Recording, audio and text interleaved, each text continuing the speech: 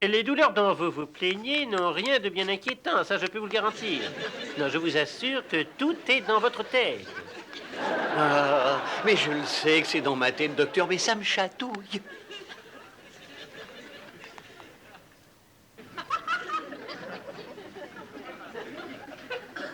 Oh, oh, t'as de beaux yeux, tu sais. Oh, oh, oh.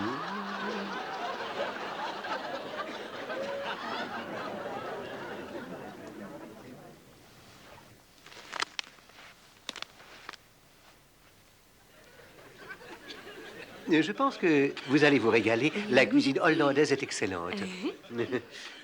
Vous aimez la cuisine hollandaise? Non, pas du tout. Mais quand on me paye à dîner, je mange n'importe quoi. Caviar!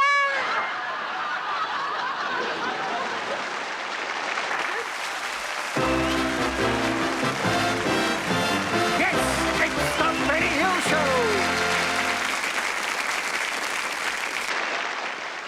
Le début des années 80 a vu l'arrivée de nombreuses chaînes privées de télévision. Et à l'époque, ce fut un grand boom. Aujourd'hui, nous disposons d'une grande découverte, le câble optique. Mais qui sont les hommes responsables de la production de tous ces programmes? Eh bien, chers amis, j'ai le plaisir de vous présenter une de nos meilleures sociétés de production. Cette compagnie se nomme Scuttle Vision. Et j'ai derrière moi la personne responsable de cette chaîne, Fred Scuttle. Avant, on est à l'antenne. Oh, là, excusez-moi, vous prenez au dépourvu. Chers amis, bonjour. Eh bien, bienvenue à la Scuttle Vision, la compagnie connue pour la qualité de ses programmes. Des oasis de culture. Et... qu'est-ce que c'est?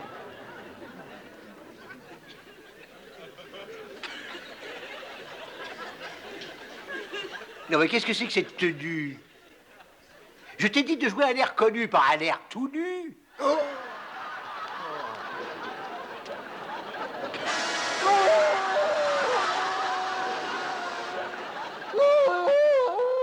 J'ai horreur de ce cri derrière. Il s'est coincé le doigt dans son accordéon. Espérons que ce n'est que ça. Bon, dites-moi, monsieur Scuttle, quels sont donc les projets sur lesquels vous travaillez? En ce moment, je suis sur une effroyable série Colombo Jack. Colombo Jack. Colombo Jack. C'est un mélange de Colombo et de Kojak. A-t-il un imperméable ou suce-t-il des sucettes? Là, il suce son imperméable. Il a une charmante assistante pour le seconder, 95 et 50 de taille. Il n'a rien acheté, ça, je vous le jure. Et bien, hein? Non, mais je parle pas de ta poitrine, mais de celle de l'assistante. Excusez-moi, monsieur, je suis vraiment navré, mais c'est un garçon dont j'ai grand besoin à cause de sa présence physique, car c'est le meilleur élève de notre émission d'aérobic. Ah, votre émission d'aérobic? Oui, elle s'intitule « Quand il faut y aller, il faut y aller ». Et elle est dirigée par un petit prof de gym formidable qui s'appelle Mohamed Allah. Mohamed Allah? Oui, monsieur, le boxeur, c'est ça. Hein? C'est Mohamed Ali, pas Allah. C'est pas du tout la même chose. Ah bon? Eh ben, il n'a rien d'un dieu. Eh ben, vous lui direz sans moi. J'ai pas envie de me faire assassiner. Si jamais j'ai le malheur de lui dire ça, il me faudra me mettre une prothèse. Puis alors, il n'est pas encore l'âge. Pourquoi? Ben, pour être charcuté. Il y en a 3 qui ont déjà essayé de lui dire. Hein. Et que s'est-il passé? Ben, ils sont castrés, monsieur. Et ils ont tous des voix de soprano. Et ça, c'est pas ma testiture, hein. Mais j'allais oublier, vous avez sans doute entendu parler de nos dramatiques les plus épouvantables qu'il y ait jamais eu à la télé. Oh, mais vous allez être en compétition avec toutes les productions américaines célèbres, comme par exemple Les Mystères de l'Ouest, Dynasty ou Dallas. Ah oui, j'ai bien entendu parler des Clistères de loin, de Dallage aussi, oui. Et encore de Dynasty.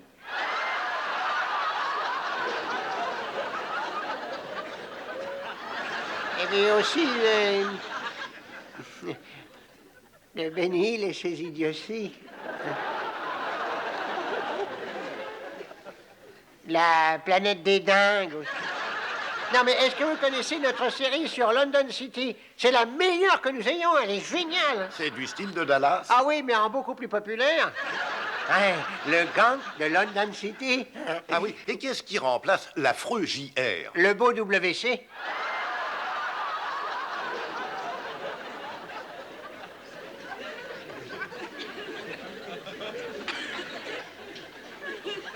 Le beau WC? Oui, le beau William Shakespeare.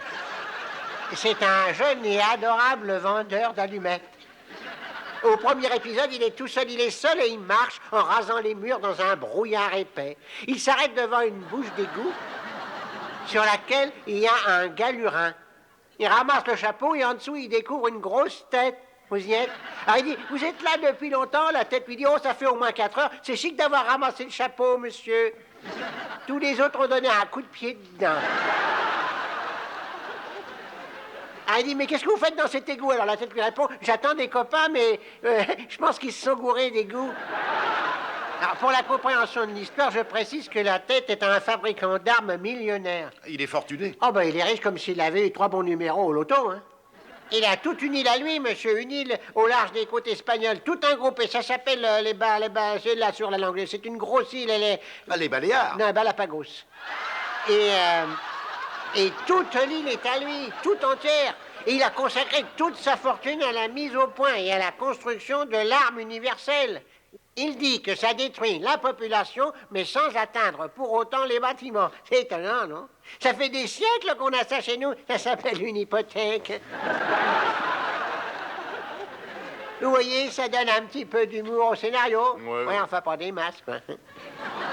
Je pense que tout ça est assez banal. Enfin, je dirais presque soporifique. Oui, c'est assez génial, ça je vous le fais pas dire. Non, écoutez, alors, si vous avez 30 secondes, vous bougez pas parce que je vais vous montrer quelque chose. Hein. Philippe, veux-tu mettre la cassette dans la vidéo, s'il te plaît? Oui, non, regarde mes lèvres. Mettre la cassette dans la vidéo machine. Qu'est-ce qu'il fait? Quoi? Mais qu'est-ce qu'il a? Ah non, pas la porno. Ah non. Non, mais là, de côté, celle-là. Non, vous allez voir, c'est assez extraordinaire. Prêt? Alors, on y va, les gars. Pourquoi les abeilles bourdonnent? Parce qu'elles ne savent pas parler. Quelle est la différence entre une belle fille et une poubelle? La poubelle n'est pleine qu'une fois par semaine. Ah tiens, justement, on en parlait.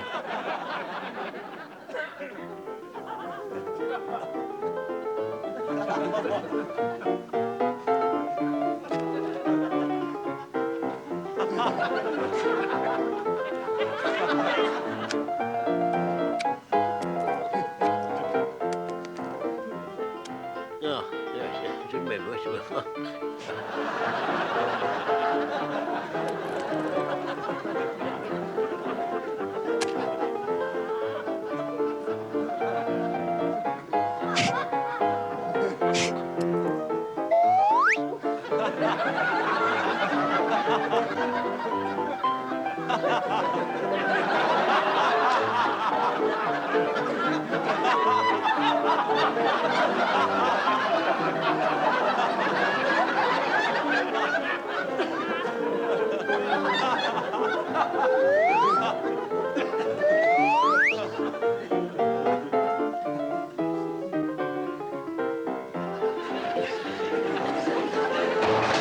Hey! Ça va pas la tête de faire ce barouf à 4 heures du matin? Je retard des bananes.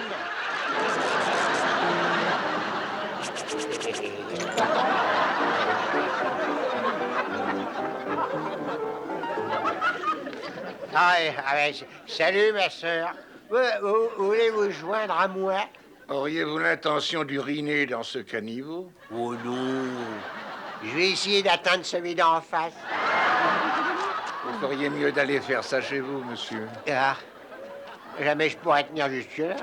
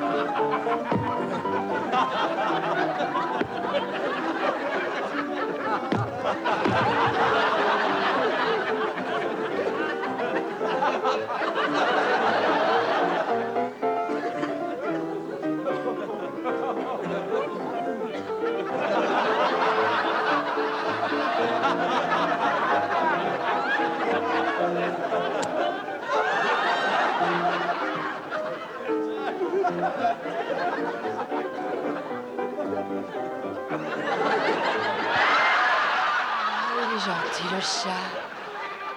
Petit.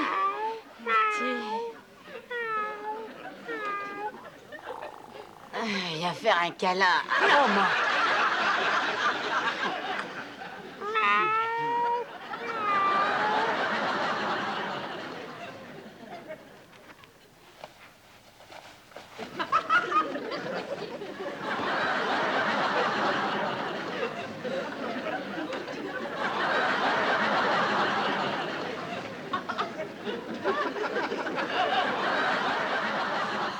Tu es bien matinale, chérie. Je suis sûre que tu as décidé d'aller tondre le gazon. Bien. Tu n'oublieras pas mon café vers 9h, chérie.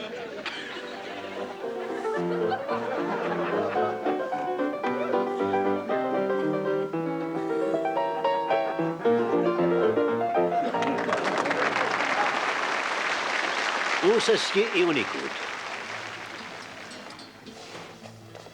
Et très cher frère, ce fut Angus MacPlurnish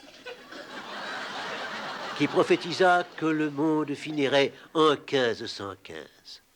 Et pour lui, ce fut vrai. Pour notre bonheur, il a laissé un fatras d'écrits et de poèmes dont les titres eux-mêmes annoncent déjà la couleur au départ. Des titres tels que « Un verre d'eau à la place diminue le nombre d'enfants ». Pourquoi est-ce que tu recules quand j'avance? Les gens sont comme les pianos, ou bien ils sont à queue ou à bretelles. Et non seulement il faisait les poèmes, mais il dessinait aussi les couvertures. Et je veux lire une de ses œuvres. Un de ses poèmes que j'ai prélevé parmi tous ceux de ce bouquin et qui est assez étonnant. Il s'intitule « Pousse bien ton père dans l'autobus ». Et non, comme le pensent certains, pousse ton père sous l'autobus. Non, ce n'est pas ça du tout. Voilà. Alors, voyons, où est-il? C'est quoi les Nations Unies? Questionne le jeune garçon. L'endroit où pleurent les gens qui sont en manque d'amis et d'argent. L'ONU dit qu'elle étudiera les cas très délicats et ensuite décidera à l'unisson. Petit, je crois que c'est l'heure de faire la pause biberon. L'enfant dit tous ces politiciens à la télé tous les soirs se trompent forcément, car ils disent tous noir et blanc. Tout monte un certain jour et baisse dès le lendemain. Alors, comment savoir lesquels nous disent la vérité? Le père dit, je ne connais qu'un moyen de tirer l'ivraie du bon grain. Celui qui cause, tu le repères, ainsi tu ne commettras pas d'impair. Plus menteur que lui, tu meurs. Ne paie pas le jour même ce que tu peux payer la semaine prochaine, bon apôtre, car tu as toujours une chance de le faire payer par un autre. Tombe à la cruche à l'eau qu'à la fin elle se casse. Il n'avait qu'à garder sa femme à la maison. Le soldat était en cabane et sa mère lui apporta de belles bananes. Et le geôlier lorgna les fruits avec un long regard d'envie. Le geôlier, déjà pesant, sentit qu'il ne tiendrait pas longtemps. Il fit alors une chose épouvantable. Il invita le soldat à sa table. Alors le soldat le laissa tout bas frais. Il attendait de voir le pantalon craquer, et quand le pantalon tomba sur le banc, il faucha les clés du sergent et prit la poudre d'escampette. Ce pauvre sergent était un âne. Conclusion, pour être en bonne santé, ne touchez surtout pas aux bananes. Merci. Oh.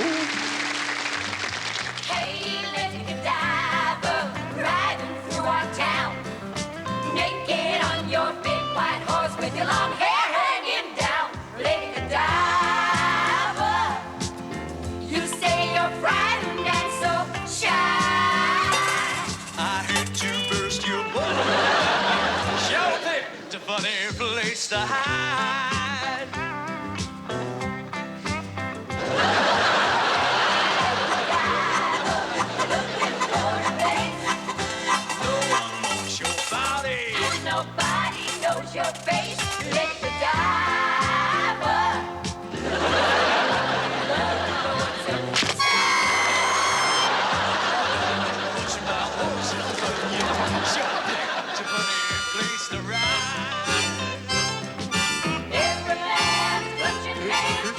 To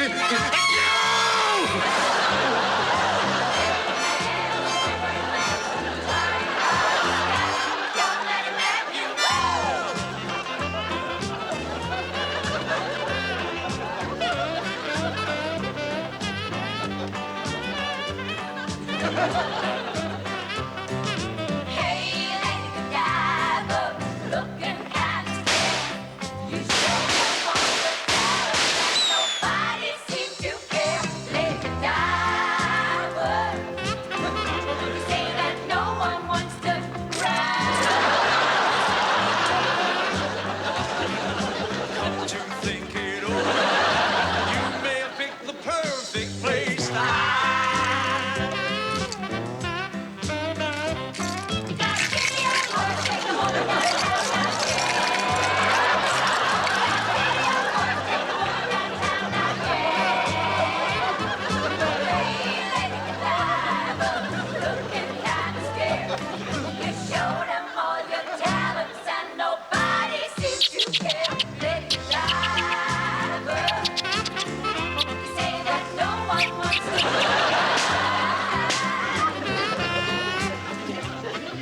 Mesdames et messieurs, les voilà, Louis, English et les Hills Angels.